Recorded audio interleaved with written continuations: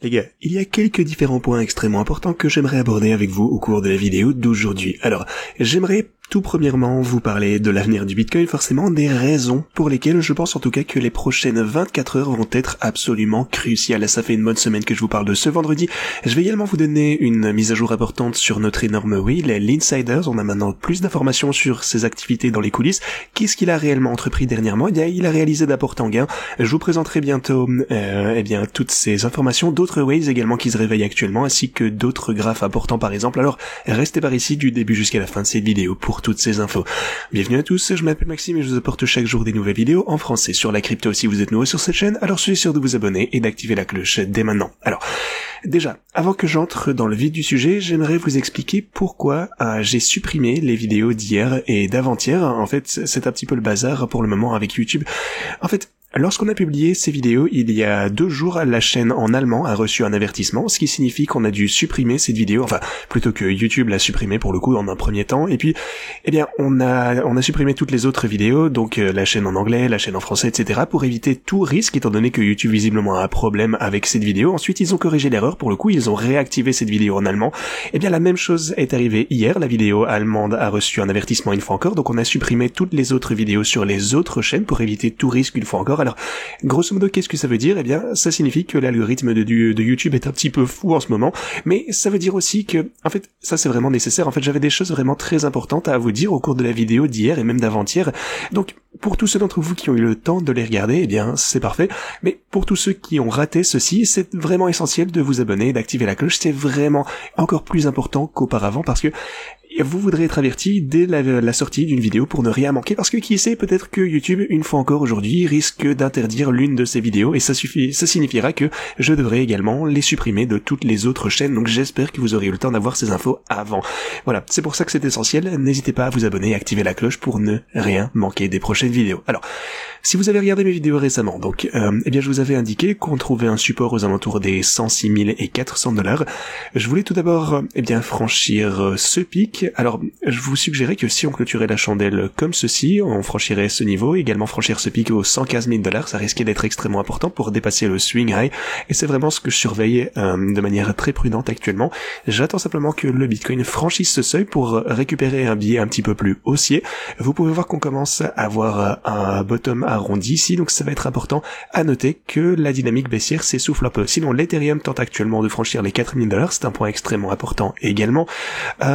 Même chose du côté de Solana, on a des chandelles vertes ici, la résistance, c'est les 196, vous connaissez ce niveau. Pour les marchés traditionnels, on est proche d'un nouveau all-time high également.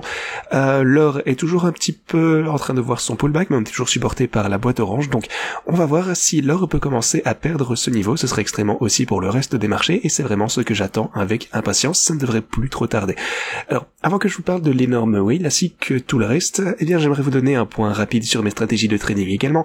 La volatilité indique que des gains supplémentaires ont été réalisés chaque jour qui passe, et pour le coup il s'agit du portfolio de bull market ici, mais sur mes stratégies dynamiques, vous pouvez voir qu'on a des gains importants encore et toujours. On est actuellement à 1,4 million en positif, donc ça c'est toujours excellent du côté du portfolio de bull market. On est toujours en baisse de 40 000 $, mais je pense que la tendance va se poursuivre bien entendu à mesure qu'on progresse dans ce marché haussier après une période de latéralisation et même de gros billets bearish pour le coup dernièrement.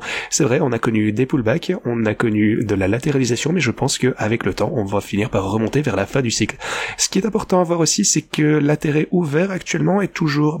on n'a pas retrouvé le niveau auquel on se trouvait précédemment avant ce gros crash, donc beaucoup de personnes ont été touchées, beaucoup de personnes ont perdu de l'argent, je me suis fait démolir aussi, vous connaissez, je pense, ce qui s'est déroulé, j'espère que vous n'avez pas été trop durement touchés, mais voilà, les investissements sur les marchés sont actuellement très limités, les gens restent extrêmement prudents parce que l'intérêt ouvert, n'est toujours pas en train de remonter, ce qui en quelque sorte signifie qu'on a plus de marge de croissance. Alors, si on observe le NUPL, le NUPL des positions short, ça indique également du pessimisme sur le marché actuellement. On commence à entrer en territoire rouge, et vous pouvez voir que lorsqu'on commence à entrer dans cette zone, ça signifie que beaucoup de personnes ne sont pas en bénéfice, et donc que la majorité des gens sont en train de perdre de l'argent.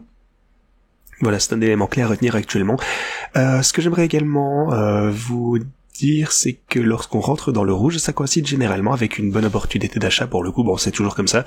On est dans le rouge ici, là c'était assurément une bonne opportunité, le Bitcoin est remonté ici, comme vous pouvez le voir ici sur la ligne noire également, on a le Nuple qui passe en rouge ici, et parmi tous ces creux, si vous aviez acheté à chaque fois qu'on a eu cette itération, eh bien le prix a fini par remonter à la suite. Vous pouvez voir ici, boum, deux bottoms ici, et puis remonter. Alors actuellement on est en train d'entrer dans le rouge, alors oui c'est vrai, on vient tout juste de passer en rouge, mais tout de même voilà, on arrive dans ce territoire, donc potentiellement une bonne opportunité d'achat qui se présente à partir de maintenant. Aussi, alors je vous ai déjà montré ça il y a 2 jours pour le coup, mais étant donné qu'on a retiré cette vidéo, je voulais juste vous rappeler ceci parce que ça me semble vraiment important. Ça fait plus de 182 jours qu'on n'a pas connu une hausse de 25% sur un intervalle de 2 semaines. Alors, je vous rappelle que c'est les cryptos, c'est supposé arriver relativement souvent. La seule fois où ça s'est produit auparavant, eh bien, c'est en 2016, et après ceci, finalement, on a eu une énorme poussée. On a eu un pic également ici en 2016, boum, encore une fois, un énorme pic après ça. On a également eu un pic ici en 2023, et vous pouvez voir qu'on a eu une énorme hausse après ça, et donc maintenant on se retrouve dans la même situation. Généralement, lorsque le Bitcoin n'a pas connu de pump en l'espace de 2 semaines de 25% ou plus, et bien généralement ça représente une excellente opportunité d'achat, et ce n'est qu'une question de temps avant que ça ne se produise une fois encore de plus. Si pour parler de l'insider ici, donc cet énorme whale qui a clôturé toutes ses positions short dont je vous ai parlé dans la vidéo d'hier, il a réalisé énormément d'argent, ce fameux Garrett, la whale insider, mais on a un autre wallet également qui est connecté à celui-ci, et cette personne a pris des paris sur Polymarket. Alors, qu'était le pari que cette whale a entrepris sur Polymarket? Eh bien, c'était un pari pour savoir si Trump allait pardonner CZ en 2025, et ici, pour le coup, il a gagné 42 000 $, mais, eh bien, gardez en tête qu'il n'y avait pas énormément de liquidité sur ce pari, donc il a réalisé 42 000 $, mais, eh bien, peu de gens, en fait, ont souhaité parier sur l'autre côté. Pour le coup, ça renforce, je pense, l'idée que ce wallet, cet individu, détient des informations privilégiées qu'il connaissait déjà avant que Trump, eh bien, ne pardonne, ne gracie CZ. Eh bien, il a fait un pari incroyable et a réalisé d'importants gains. Donc, il est important de garder ça à l'esprit parce que, eh bien, ne pensez pas trop aux sommes pour le coup, bon c'est pas colossal, bon 42 000 $ c'est quand même énormément d'argent bien sûr, mais étant donné qu'il a gagné près de 100 millions de dollars auparavant, bon je pense que ça ne changera pas grand chose à sa vie, mais il faut garder à l'esprit que, eh bien, simplement le fait qu'il ait pris ce pari avant que ça arrive et que ça a bel et bien eu lieu, alors que, eh bien, peu de personnes ont pu voir ceci venir, honnêtement, eh bien, il avait probablement de bonnes informations. Donc, maintenant, tout le monde va surveiller l'évolution de ce wallet, pour le coup, vu leur excellent historique, donc gardez ça à l'esprit, ils vont peut-être jouer en fonction de ça également. Garrett, c'est souvent quelque chose qu'on ignore, et peut-être qu'il va utiliser ceci à un moment donné pour réaliser encore plus de profit, ou peut-être à l'inverse pour nous tromper. Donc voilà, gardez ça à l'esprit.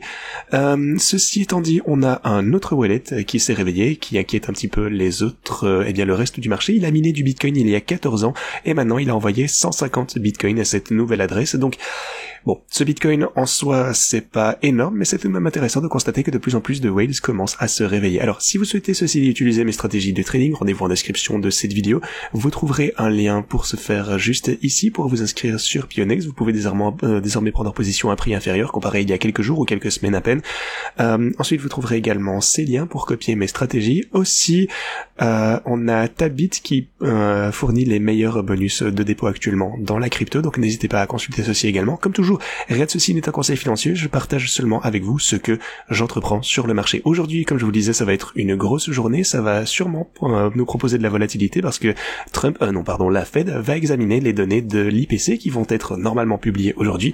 Donc, si ces fameuses données sur l'inflation sont publiées et indiquent une baisse de l'inflation, eh bien, vous pouvez vous attendre à une hausse du marché. Si l'inflation inverse augmente, eh bien, vous pouvez vous attendre à un petit pullback au minimum. Donc, gardez ceci en tête. On attend de voir ceci avec impatience, mais ceci étant dit, merci beaucoup pour votre attention. Encore une fois, je vous invite à vous abonner et activer la cloche pour voir les vidéos au plus vite, mais ceci dit, moi je vous dis à la prochaine.